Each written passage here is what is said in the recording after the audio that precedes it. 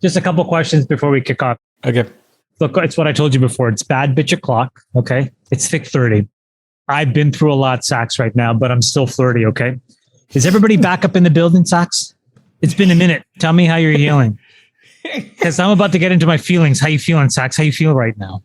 What language are you speaking right now? I don't even know what you're talking about. This is a language called hip hop, Sax. You right? Remember when you had at your 50th? Oh, yeah. When you had beep, and she sang. Yeah. And she sang beep. And your was dancing to beep. Delete that. Delete that.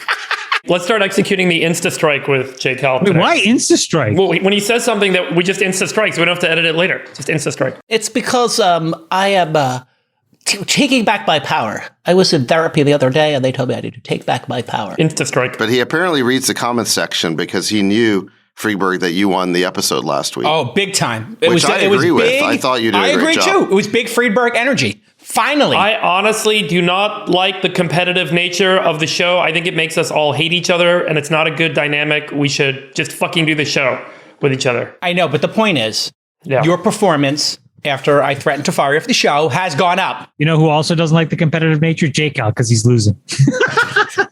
Yeah, totally. The fact that I'm even still here is winning. I love how J-Cal thinks he can threaten to fire Freeberg. It's like the janitor at Staples Center thinking he's going to fire LeBron because he played poorly in a game. This is a motivational technique. I got the best out of him. I'm like Michael Jordan. He's my Dennis Rodman. You're like the hot dog dealer, okay, pal? He's like LeBron James. You're the hot dog dealer. I do not Insta strike these comments. Let your winners ride. Rain Man David Sack. We open source it to the fans, and they've just gone crazy with it. Love you, Besties. Queen of Quinoa. All right, everybody. Welcome to the All In Pod. With us again, David Freeberg took a break from playing his Stray video cat game. Sax is here in his deposition, apparently. Chamath By the way, do you guys want to crawling. see this? Look at the size of this. Jay Cal's apparently playing no comment today on the subpoenas. So I will open the show. I will open the show by asking David Sachs, would you like to tell us about what you're holding in your hand? Yeah, okay. So I got this subpoena from Twitter. This is a non-party subpoena for... Didn't Twitter subpoena your tweets? Yes. Let me get to that. Wait. This is a subpoena. I thought they're public. They are. These nitwits have Wachtell Lipton billing them at probably $2,000 an hour to subpoena tweets that are public. I mean, brilliant strategy. But this is called a subpoena for production of business records in an action pending outside California. So I'm not a party to the lawsuit. At least they're not suing me because I have no involvement in this thing. But they sent me the broadest ever subpoena. It's like 30 pages of requests. And now I got to hire a lawyer to go quash this thing because they basically want any of my communications with any of my friends over the last 6 months. It's insane. Sachs, can you just explain to the audience and to us, like, this is a court-sanctioned subpoena. The court is basically allowing the lawyers to demand that you hand over these communications. Is that right? Yeah, but I haven't had a chance to fight it yet. So now, at my own expense, I got to hire a lawyer and go send them to fight it because this is a ridiculous, overbroad subpoena. And by the way, I'm not even involved in this thing. I'm just a commenter on Twitter. I don't have any. Let me just save Wachtell Lipton a lot of time right now. I'm not in possession of non-public information about this.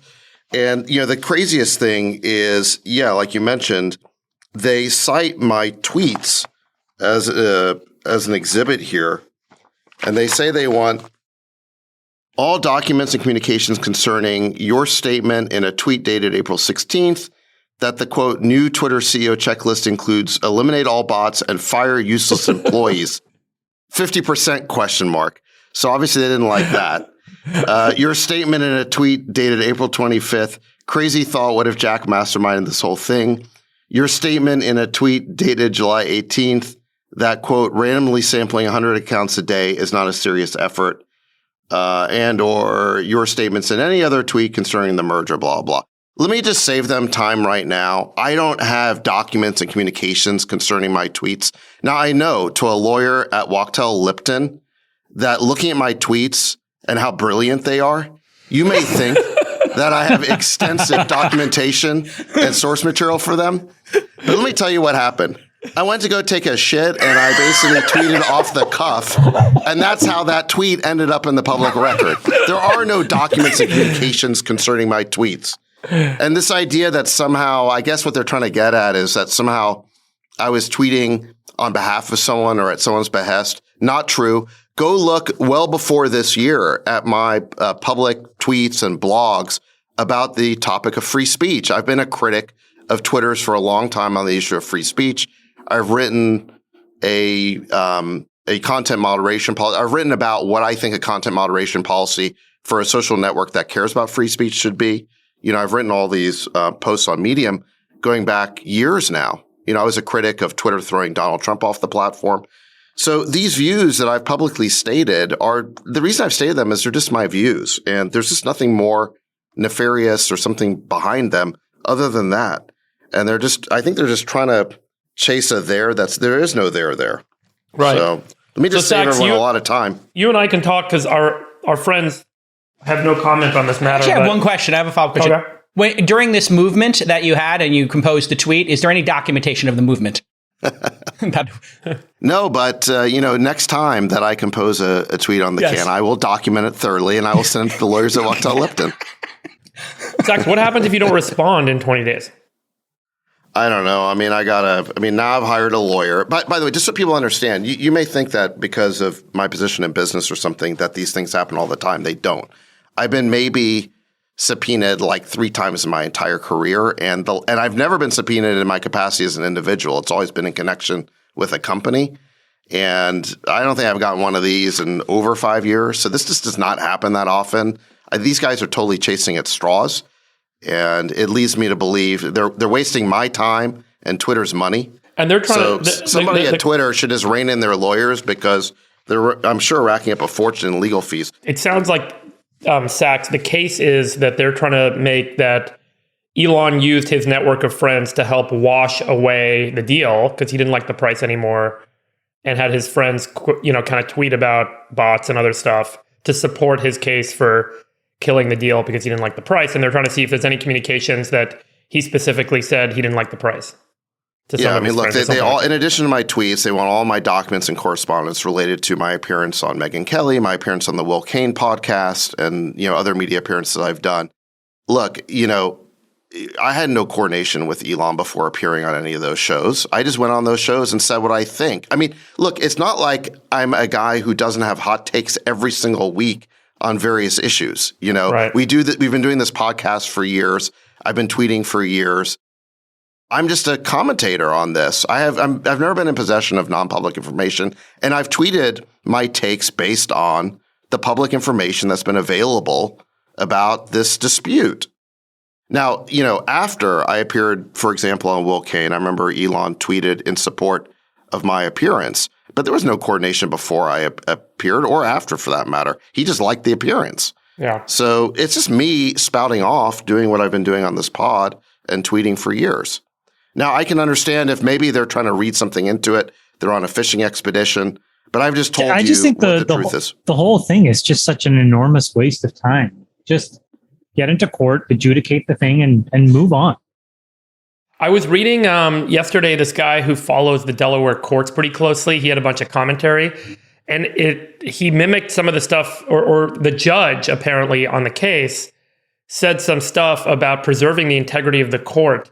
Meaning that the interpretation people are making is that ultimately they don't the court is unlikely to try and force the merger because if the merger then doesn't get consummated, it damages the reputation of the court's ability to make enforcement action. And therefore, it's more likely that they just impose a fine. But what is the enforcement action if, I don't know, we should ask somebody who's force the merger. Force Elon to buy Twitter. But what does that mean, force? I don't know about that. Okay. All I know is that this discovery request is overly broad. It's a fishing expedition. It's harassment of me. It's going to cost me time and money to get rid of this thing. I didn't do anything to deserve it or prompt this. I wasn't part of the transaction. I just wasn't. And I've never said anything in regards to the transaction that should lead anyone to believe that I'm in possession of non-public information. Yeah. So this is harassment, it's punitive. And the fact that they're citing my tweets in which I criticize Twitter's management, it's just petty and vindictive. Yeah, I agree. I mean, Can look, you get your legal fees reimbursed? I'd probably not. Good luck. No. 5 or 6 years ago, I approached Twitter about what I would have called a friendly activist, myself and another large fund. And the reality is there's a lot of data that sits in the public domain that you can use to get a very clear view of Twitter's advantages and disadvantages. And so, all of these issues that Twitter is dealing with has been known for a long time to people that spent any time analyzing the stock, comparing it to other social media stocks. So I just don't understand what all of this is about. At the end of the day, a person that had a point of view has changed their mind. Get to the bottom of what that person thinks. But going on these broad fishing expedition, I think, is just really stupid. And then what was Joe Lonsdale subpoenaed for? I mean, he just appeared for being at the All In Summit. For being a guest at the All In Summit. So that just shows you how silly this is too, because Elon, we did interview, the four of us interviewed Elon at the All In Summit in Miami back in, was it May? When did we do that? Yeah, in any May. event. So Elon appeared, but he dialed in by Zoom. It's not like he was walking around the hallways, bumping into people and talking. Like he did not communicate with anybody else at the summit. Yeah. He was a guest by Zoom. So if you want to know the communications that we had, just go watch that public recording of us interviewing Elon. There's just, again, there's no need for this fishing expedition. Guys, this is the record for the longest amount of time in his life J. Cal has not spoken. So I want to acknowledge this moment, and we can move forward. Sachs, did you do any prep work for the interview with Elon while you were Wow, good question. in the commode? No, in the commode? No, there's no prep work. I showed up. Barely. I barely showed up. Barely. I barely showed. You guys Barely. remember. Man. Yeah. Oh my gosh. See, and you guys don't want to do All In Summit 2022. Come on, 23. Come on. We're good. We're good. Yeah, exactly. Why do I need another one of these? I actually want to have Friedberg Stans create an event honoring him, and I'm going to appear there as the keynote speaker. Absolutely. Sultan of Science Con. Actually, I should really thank you, J. Cal. Yeah, it's all on Totally. me. For throwing the summit. Thanks, J. Cal. First, I blame Twitter's executives. Then I blame you. I think you could listen, if we do another All In Summit, maybe it's profitable and By the way, can I we just can pay say- our legal bills. Can I just say, like, as a user, just as a user, okay, Commentary. the bot issue is really real. Like, how many accounts are there which have like 20 or 30 followers that just spew vitriol, either positive or negative, constantly every time you tweet anything? It makes tweeting impossible. I used to be an ardent user of Twitter, and I think in the last year it has become exceptionally unusable. Well, And so they should just fix. They should fix that product quality problem. In fairness to Sachs, he did pay $10 per account to have those created and to troll your replies. But it is true. I always screenshot it. I look at who's like trolling me in replies, and inevitably it is a 6-month-old account that's following 100 people and has no followers or 5 followers, and it has like some large. But I mean, it's like of every numbers time at the end of the name. every time you say something, every time I say something, it's like every other comment is about a stock. It's about a crypto thing that they want you to click on. And so, this last month, I've started to experiment with turning comments off, and it's been the best because I can still communicate out. It gets the same reach. Millions of people will see what I have to say, but I don't have to deal. And all of the other people that follow me theoretically for useful information don't have to deal with all of the bullshit that comes with it now. Yeah. But you can also pick. You should there's try. there's a real problem on that platform that needs to get fixed. Here's the thing. It's easily fixable because if you go to LinkedIn or Facebook or Instagram, you don't see this. So if the other platforms can figure it out across many different companies, it's not like there's some secret sauce here.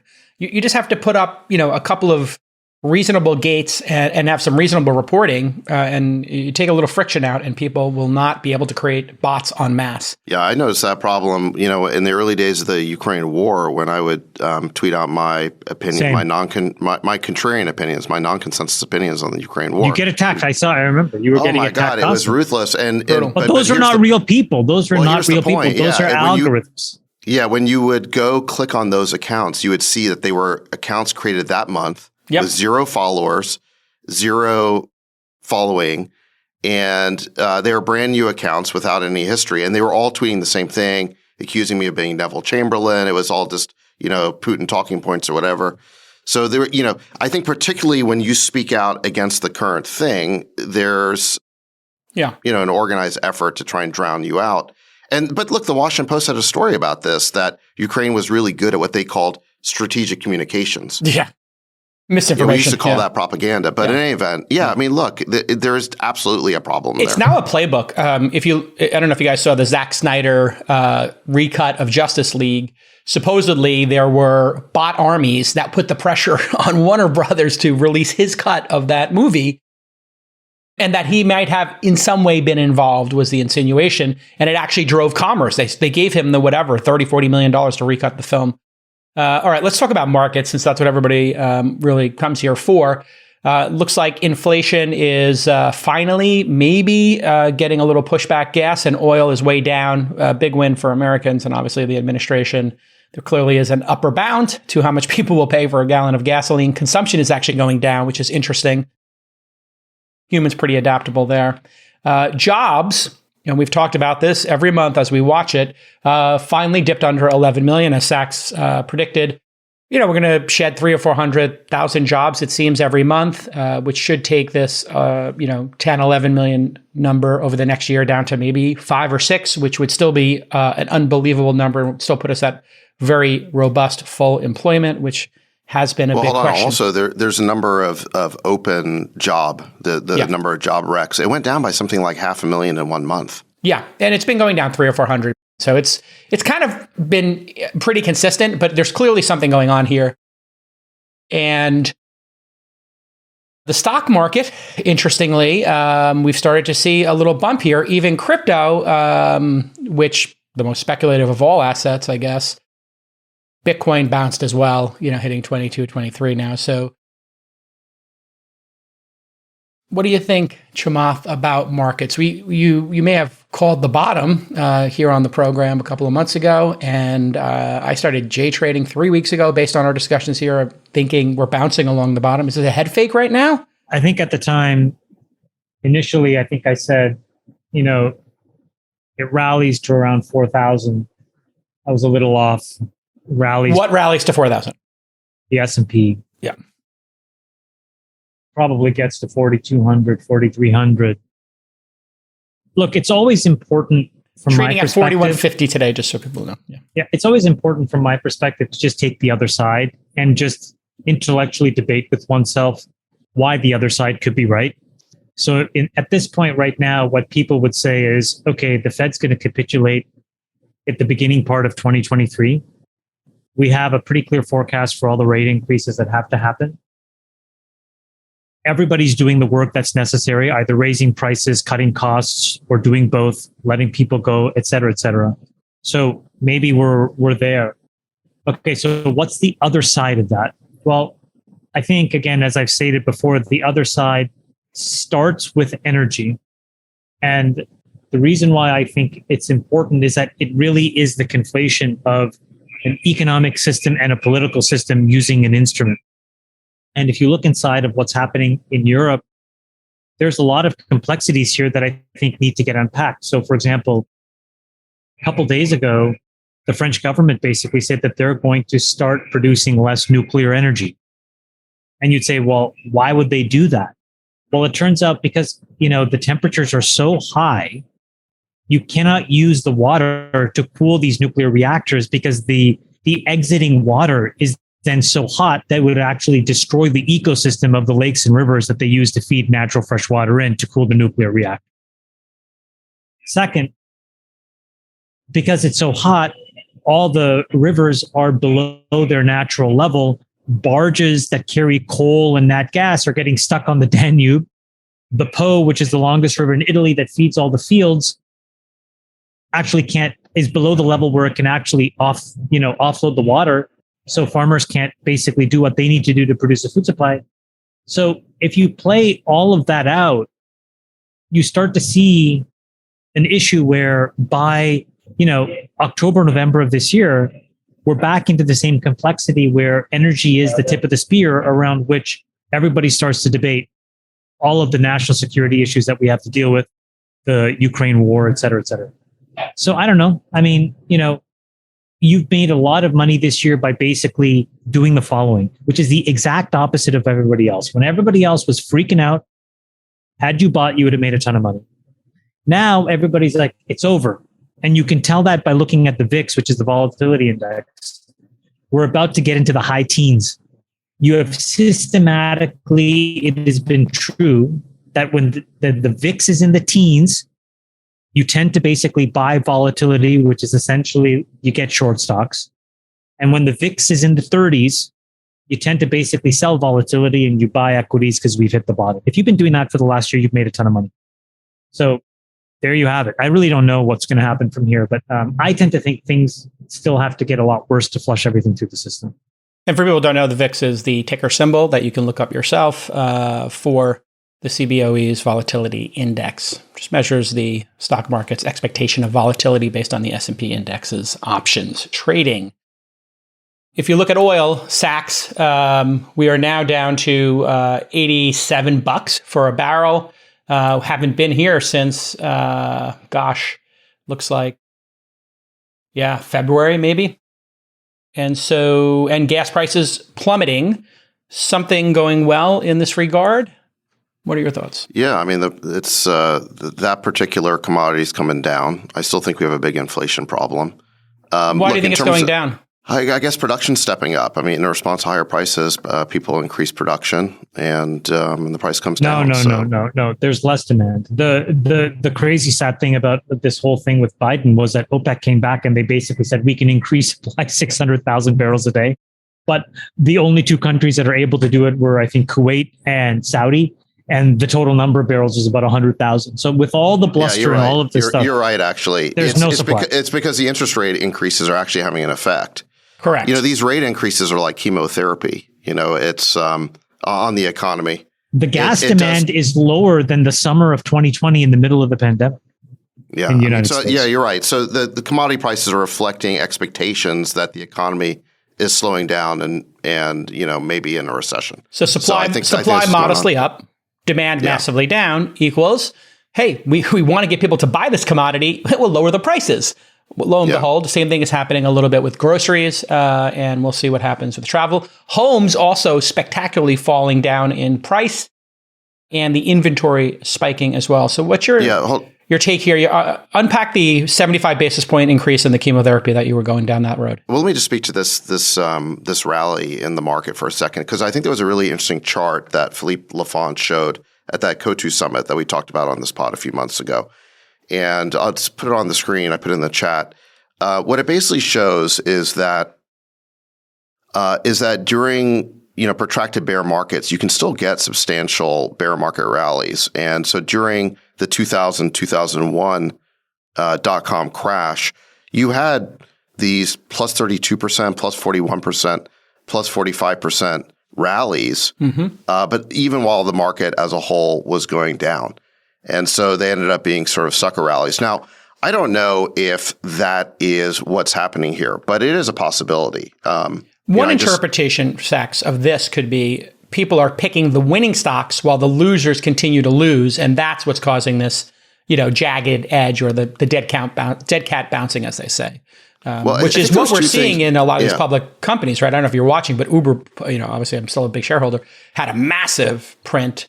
And other companies have been doing equally as well, Apple included. I think two things happened last week. One is there were a number of companies that reported good earnings, and I think even more importantly, had strong forecasts. So that helped. And I think it was just there was so much pessimism and negativity that just companies reporting decreases that weren't as bad as people were expecting created some room to move up. But the other thing that drove the rally is that the Fed made these comments on the heels of that 75 basis point rate increase that we were close to neutral. And so the market seemed to get really optimistic that we wouldn't get much more in the way of rate increases. Maybe there'd be a 50 basis point rate increase towards the end of the year, which would bring the Fed funds rate up to about the 2-year bond rate. So the idea was we're close to neutral, and markets really reacted to that. The thing about that is, though, that I think what Powell and what the Fed says today about rates is way less important than what the inflation data will actually show in a few months. If we still have 9% inflation 3 months from now, then I don't think the rate increases are done. So at the end of the day, I think that the data here is going to be a lot more important than what the Fed says, because certainly the Fed has said a lot of things over the past couple of years that turned out not to be true. You would agree they seem to be doing something correct here with the 75 bips, and taking it a little more seriously. It's having an impact. I'll say it again. I've said it now 5 pods in a row. We've never seen a moment in history, in American history, where when CPI has printed successively above 5%, that it got under 5% without Fed funds getting to that same number. So we should all hope that this is the exception that proves the rule, but there's an enormous amount of data that would tell you that we have to take rates to double what the equilibrium rate is thought to be right now. There was no print in August. They take the month of August off. They could do an emergency print, and then they're expecting 50 or 75 bips in September. If they do that, Sachs, Chamath, Freeberg. I think 50 is the expectation for September. But look, I think it's appropriate now, after all the rate increase they've done, to take a pause. They're going to get 2 full months now of inflation data before the September Fed meeting. I think it's appropriate to let the economy digest these rate increases and see where we're at. And let's see where the next 2 months inflation print is, and then that'll determine what happens next. Freeberg, based on all this, what's your outlook for the economy? I think there's more. We all try and be predictive based on the current set of conditions in the world. And there are a number of conditions in the world that the switch could flip very quickly. And there's enough of those triggering events right now that the probability of any one or any set of them happening in the next couple of months is probably pretty high. I kind of talked about it on the show a few weeks ago that it's like a bunch of tortoises sticking their head out of the shell. And, there's a few that might pop out here. There's obviously a massive problem with getting gas to Western Europe for this winter. There's an emerging problem with food insecurity in Africa, South Asia, around the world. There is obviously continuing escalating conflict in Eastern Europe. This NATO situation may or may not help. The Taiwan visit may or may not help. Is it escalating? Yeah. I think Sweden and whatnot joining NATO is okay. Is going to be viewed as provocatory, and it could not make things cooler and calmer over there, but make them more tense. I mean, we view it as a security issue, but it really is a conflict escalation issue. And then I think that there are emerging markets problems. Argentina is facing 60% inflation. Brazil has a criminal as their president right now, and he has said publicly in the last couple of days that he will not leave office if he loses the election because the election is fraudulent. And if that happens, then you could see massive civil unrest. He's been encouraging the population in Brazil to go to the streets and fight back. And there are a number of these flashpoints. And by the way, that's a massive food supplier, as well as a massive holding in EM credit portfolios around the world. U.S. consumer credit is a problem. We just had the largest number of new credit card accounts opened since 2008 in Q2 from the New York Fed report yesterday. All of these things I'm painting as pictures of potential flashpoints for what could quickly become wildfires or brush fires that spread very quickly in markets and could escalate some of the considerations. So I don't feel like I look around and say, everything is good, we're in a good place. There are some indications that some of these stagflationary considerations and concerns we may have had and the way that markets are behaving right now gives us a pause, gives us a respite, makes us feel okay. But there are also a lot of things that could go wrong. And any one of those things could be a triggering point. So I always think in terms of probabilities. There's a whole bunch of low probability things, but when you have enough low probability things, the probability that something in the set is triggered becomes high. That's where I kind of say, look, the probability of something being a flashpoint for us this year is high. I also still think that globally, we are very primed for conflict right now. And we feel like, and are hoping that the Russia-Ukraine thing resolves, but there are other points of escalation. Look at what's happening with Pelosi visiting Taiwan. Everyone that's, even well-informed is scratching their head saying, what the heck is going on here? There is currently an indulgence in conflict.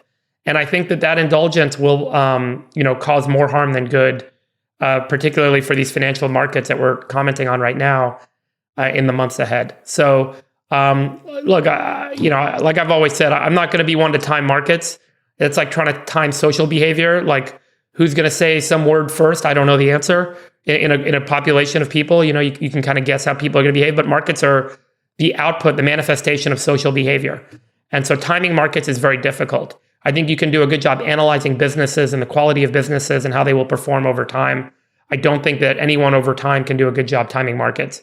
And I think that there's a lot of these things that could really shift anyone's perspective on what you believe right now very rapidly in another direction based on any one of these things happening.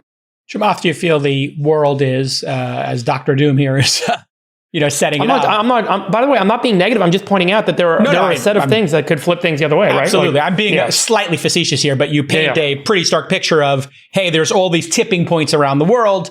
Chamath, do you feel like this is how the world works? There's always a bunch of potential tipping points. There's always going to be wars, sadly, and there's always going to be countries that are dealing with dictators or insolvency, especially in frontier markets and emerging markets. Or is this chaos, really acute and people should be, anxious and in a panic? I think both of you guys are right. Like, there's always stuff going on in markets, and markets represent the collective sum of our wishes and expectations and also the realities. This is why I think, for me at least, the way that I process this information is not trying to have an opinion on any one of those things, because I find it too hard.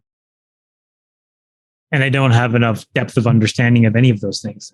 For me, I'd rather go back to the historical trends, because those I find a little bit easier to parse. And whether any of those things are true and baked into inflation right now or not. Can they turn that radio down? Jason, we're just talking something. Oh, okay, no problem. It's just we can't hear you, so I want to. No problem. The second helicopter is replacing the first helicopter because of a fuel leak issue on the first pilots are swapping out. Yeah, no, that's important. The helicopters are switching on the helipad. So, I mean, it takes a team to park this boat. I'll just be honest with you. So they're trying to get it done as quickly. No, but listen. So the real problem is that, like, if I go back to the historical artifacts, have there been issues in the past the way that, Freeberg described? Absolutely. So this is why I think you can look at the fact that whenever there's inflation and whenever it's spiked, what has had to happen by the Fed is you have to take rates above that key 5% threshold when CPI is above 5% to break enough demand so that the economy's reset. And I think that's where we are. So instead of trying to figure out whether, the Brazil thing as an example that Freeberg said is crazy. Like, he's basically, he said publicly in a press release, the army's on my side and it's ready to help me, keep and stay in. Like, just the craziest thing. So what are you supposed to do? The fighters need to take to the streets. So what are you supposed to do? In my opinion, I'm like, you know what? A version of Brazil has happened before. I don't know enough history, quite honestly, to know the specifics of what happened then and how that could translate to now. And I don't want to spend the time understanding what's going to happen in Brazil right now. I'd rather just say there are 20 or 30 things that could very much complicate the world economy. I think the reality is that governments need to flush all this excess money out of the system so that we can really find out what equilibrium demand is and get back to normal. There's also, by the way, a really important trend, Chamath, that I think is playing out and will play out for the next decade on de-globalization. So as the US tries to build its own semiconductor manufacturing capacity, as China loses key trade partners, as all of these markets stop trading with each other and start to build redundancy, there is a massive longer range economic effect of deglobalization. Globalization enables efficient pricing. It enables labor and energy and everything to be done, to go to the cheapest source. That's the way globalization has benefited us. We've been able to get cheap energy and cheap labor in overseas markets to do work for us. And as a result, we've gotten access to cheap products. So when you deglobalize, you end up having to pay more for labor, more for energy. You have to build infrastructure, and the price for everything goes up. We've said this on the pod for 2 years now. That era of cheaper, faster, better is over. And what comes with that is better national security. But the cost of that better national security is higher prices.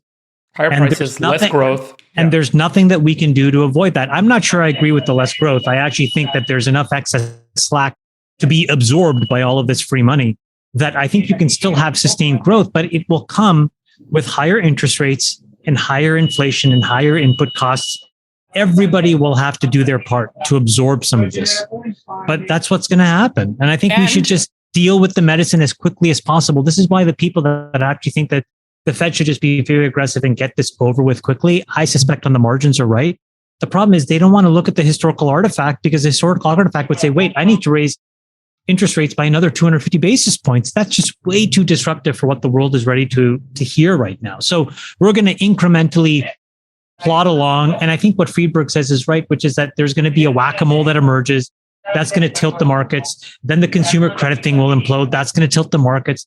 Then Jair Bolsonaro will try to take over Brazil. That'll tilt the markets, and we'll go back to this, inflationary, fragmented, deglobalized view of the world that just frankly takes higher interest rates to normalize. All right. And Sachs, I'll bring you in on this. I mean, counter to Friedberg's point, the counter obviously would be, hey, we will have less dependency on dictators like Putin, Xi Jinping, MBS, et cetera. And that would be great for humanity. And we'd have resiliency in our supply chain. And the West now becoming unified, say what you will about the NATO membership and the timing of it, it's probably a great thing that the West is saying, hey, we're going to get together as a group, I think you would agree, and stand against dictators invading other countries. And if everybody pays their fair share to be part of NATO, well, which that's is an not important that's not point. what they said. That's not what they said. It is a fair point. Well, I mean, no, that is not. But look, be intellectually honest.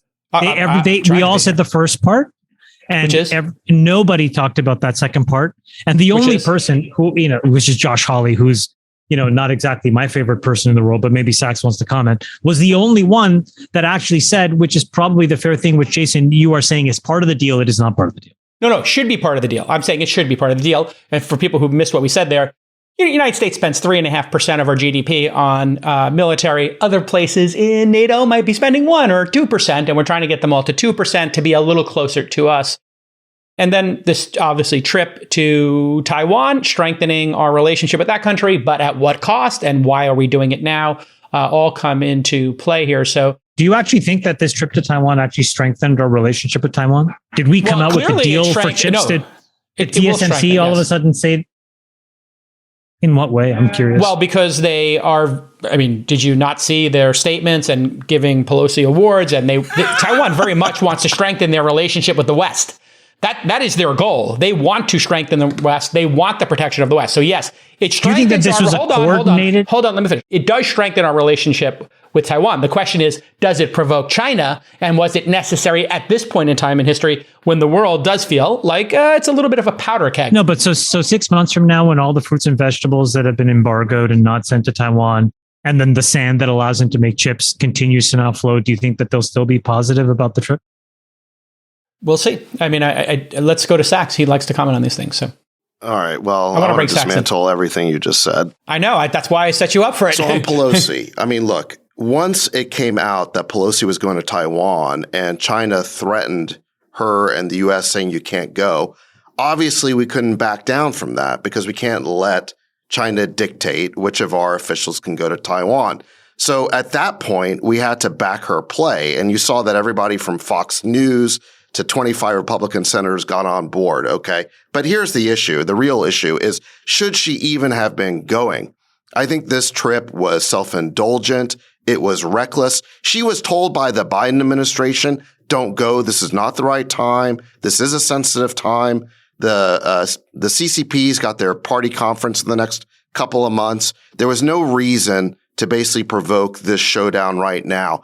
And she just dismissed what the administration, what Biden and what the Pentagon told her to do because she wanted to make some sort of valedictory tour to Taiwan. So look, Nancy Pelosi does not deserve any credit for this trip. Did we have to defend her once China threatened her? Yes, of course. We had to, like I said, back her play. But this was reckless and it was self-indulgent and it didn't need to happen.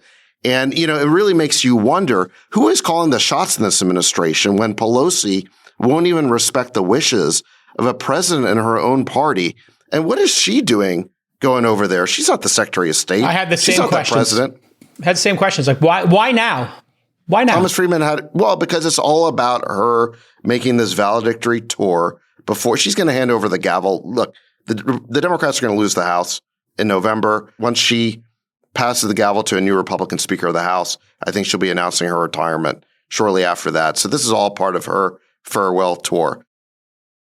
But it didn't need to happen. And the fact that she did it in violation of the wishes of a president of her own party makes you wonder who's calling the shots over there. And it kind of reminded me, a few weeks ago, Gavin Newsom was over at the White House when Biden was over in Europe. And everyone was speculating, what's he doing over there? Is he measuring the drapes? Yeah, he's moving in. Yeah, he's measuring the drapes. So, it just goes to show, does this administration have control over anything, over the members of their own party? Over 60% of Democrats say they want someone different to run in 24. So, yes, there was a surface level of consensus and backing of Pelosi. But if you scratch beneath the surface, you see that the trip was unnecessary and reveals a president who doesn't seem completely in control of our foreign policy. So in a statement, almost universally, the leadership of the Republican Party said, for decades, members of the United States Congress, including previous speakers of the House, have traveled to Taiwan. This travel is consistent with the United States One China policy, to which we are committed. We are also committed now, more than ever, to all elements of the Taiwan Relations Act. So One China, if you don't know, is that Taiwan and China are all part of one unified entity. So the Republicans seem to be supporting this in a cynical way, you're saying, or it is consistent that other members of the United States Congress have gone, including other speakers of the House? I think there is bipartisan support now to defend Taiwan. I actually think that is in the cards. I think there's a very high probability that we actually end up in a war with China. Really? You think that? This century. Oh, yeah. I don't think so. I think Taiwan's the biggest flashpoint in the world. I would agree with that, but explain why you think there's going to be a war, because I think a lot of people think there's way too much at stake here for there to be a war, so there is going to be some sort of negotiated settlement in the South China Sea. So why would you think the majority case is there's going to be a war, really? You have to look at it, first of all, from the Chinese point of view. They view Taiwan as sacred territory, and for decades now, they have said in every single diplomatic meeting with the U.S., Taiwan is always their number one issue. They are hell-bent on the reunification of mainland China with Taiwan, and they would like to do it peacefully through coercion if they can, but I think they will do it militarily if they must. And the only question is when they feel that they will be strong enough to basically take the island by force. So that's, I think, the Chinese point of view, and I think America is increasingly committed to the defense of Taiwan. So we have contradictory statements on this. The One China policy says that we respect that there's one China, but on the other hand, the Taiwan Relations Act commits us to help in the defense of Taiwan. Yeah. So we have a contradictory policy on this. But if you really want to understand— by the way, as does Sachs, you would agree, China has flip-flopped on this. I mean, it's only the last 100 years that they've really considered Taiwan strategic. They didn't care about it 200 or 300 years ago. They were kind of like, this is worthless. You guys do what you want. That's because Taiwan was part of China until 1895 when Japan took it from them. Yeah. They didn't want it at that time. That's the other thing. They were like, this is worthless real estate. We don't care. No, that's not true. Well, Taiwan is extremely important strategically. And if you want to understand why, I think you need to look at this map. Yes. I read up on that. I think it's really interesting. Can we pull that up, actually? Yeah, it's a really interesting discussion because 200 years ago, they didn't care. And then all of a sudden, they were like, wait a second, if we're going to be in wars with the West and Japan's going to be a democracy, we do actually have something at stake here. We'd like that island back. The island chain strategy was originally created by John Foster Dulles, one of the Secretary of State, I think, under Eisenhower, who was one of the initial architects of our containment policy against the Soviet Union, but also came with this idea of how we would contain China in East Asia. And the basic idea is that China is surrounded by a series of island chains. The first island chain goes down from the southern tip of Japan to Okinawa to Taiwan to, I think there's some islands in the South China Sea, the Spratly Islands. It's got the northwest tip of the Philippines. That's the first island chain. Second island chain goes out to Vietnam, the eastern part of the Philippines. No, Vietnam's all the way down in the South China Sea. I see what you're saying. Yeah, but I think its second island chain includes, goes down to Indonesia. And then I think there's even a third island chain that includes Guam, although Guam actually might be in the second, it's somewhere around there. It's a heavily fortified American base. So the idea is if you want to bottle up and contain China, you do it by controlling these island chains. And Taiwan is really the central one. It sort of divides this East China Sea, where you've got South Korea and Japan, from the South China Sea, where you've got Vietnam and Malaysia. Equally distant Brunei. Between Vietnam and Japan. It's literally, if you were to draw a center line of China's coastal access, that is it. Yeah. So the bottom line is this. If you want to pursue a policy of containment against China, you really want to control these island chains. Another way to think about it is that these islands are unsinkable aircraft carriers. They allow America to project power 6,000 miles away into the Pacific. That's how we saw it during World War II, is we had all these island hopping battles. And as we took these islands, they would then become a runway for the next stage to project American power to get all the way to Japan. So, if you believe that we're headed for, or we already are in Cold War II with China, and I think we are, I think China is really I think we'd all agree with that. geopolitical threat, not Russia.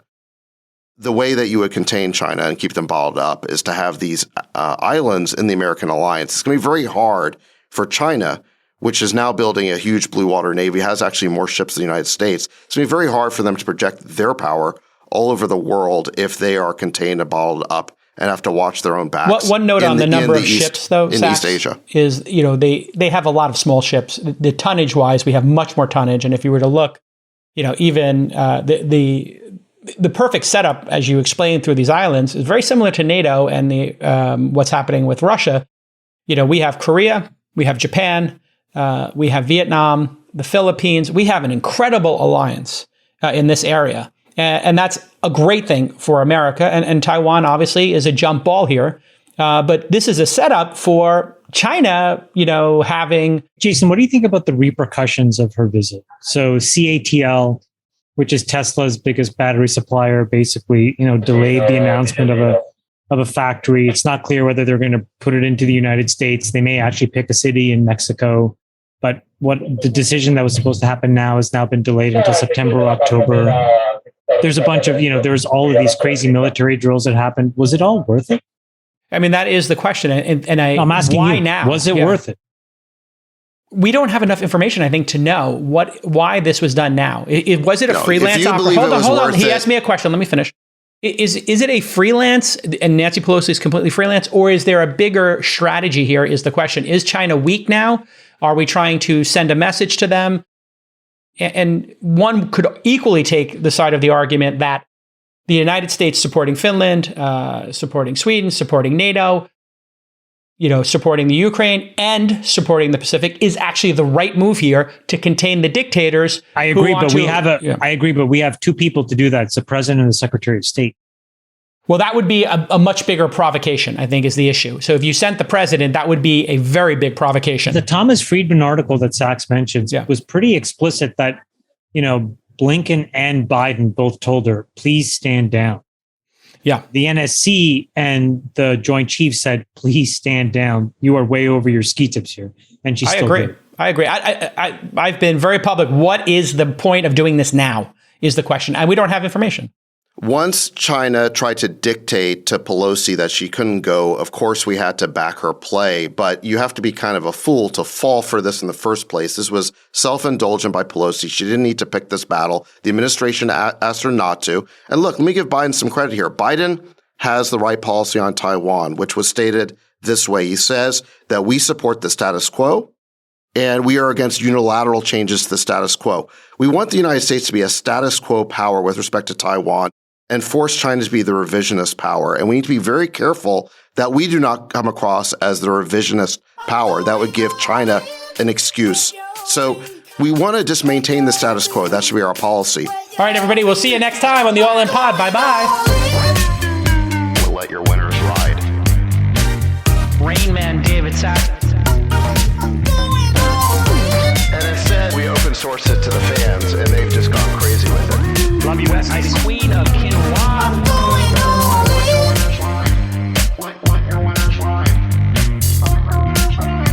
Besties are gone. That is my dog taking a notice in your driveway. Oh, man. My haberdasher will meet me at Clinton. We should all just get a room and just have one big huge orgy because they're all just useless. It's like this sexual tension that they just need to release somehow. Wet your beak. Wet your beak. Your feet. That's gonna be. We need to get merch. Besties are back. Going all